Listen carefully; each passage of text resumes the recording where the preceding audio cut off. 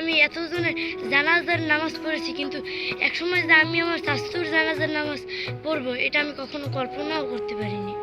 ঢাকা থেকে ফোন করছে যে ভাই তোমার শাসাত পেয়েছি,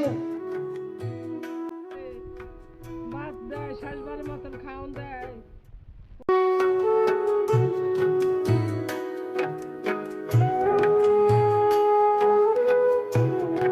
তৈরি করে ও যাদের সাথে সম্পর্ক ছিল তারা ওরে মনে হয় সম্পর্ক ইন্ধন তৈরি করছে।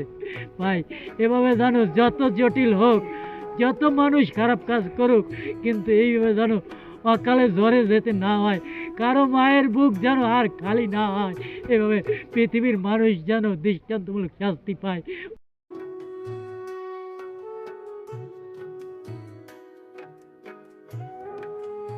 এলাকার লোকজনের সাথে তেমন কোনো কিছু আচরণ করে নাই, কিন্তু ছেলে হিসেবে ভালো হলে এই আপনার ওই লেখাপড়ার সময়ও বেশ ভালো ছাত্র হলে।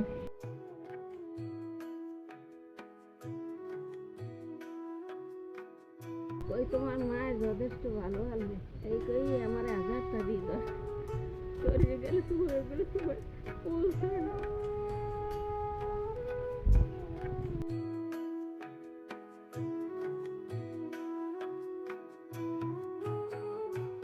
সবার মার পুত আছে। ধরেন আজ যদি আমার পুরো অপরাধ করতো তাহলে আমি কি করতাম? আজ তো আর তো কেউ নাই।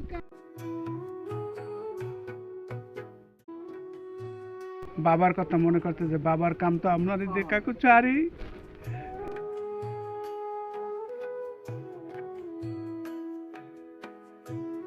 তোমার ভাই মঠবাড়ি থেকে থানায় ওসি ফোন দেয় যে তোমার ভাই পাগলামি করতে আছে, ঝামেলা করতে আছে, তুমি আসো।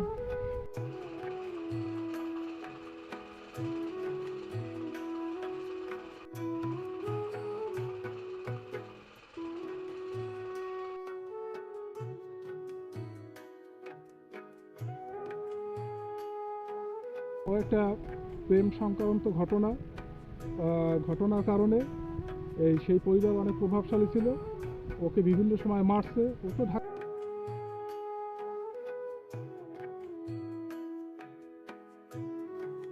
তার কেউই নাই, এরা দুই ভাই ছিল। এক ভাই পুলিশের চাকরি করতো, সে মারা গেছে গত বছর, 1-1.5 বছর হয়েছে। আর এই ভাইটা ছিল ছোট, মা বাপ কিছুই নাই এর। আমার কথা হয়েছে ও চুরি করলে ওর শাস্তি ওরে পুলিশে ধরাই দিত, অথবা ওরে মারছে, কিন্তু এটা তো জানে মারিয়ে ফেলানো উচিত হয় নাই।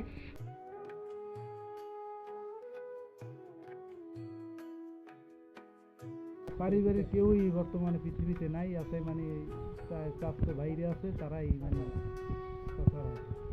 মা বাপ মারা গেছে, নাই কেউই ভাই নাই, ভাই বলে বছর ধরে মারা গেছে।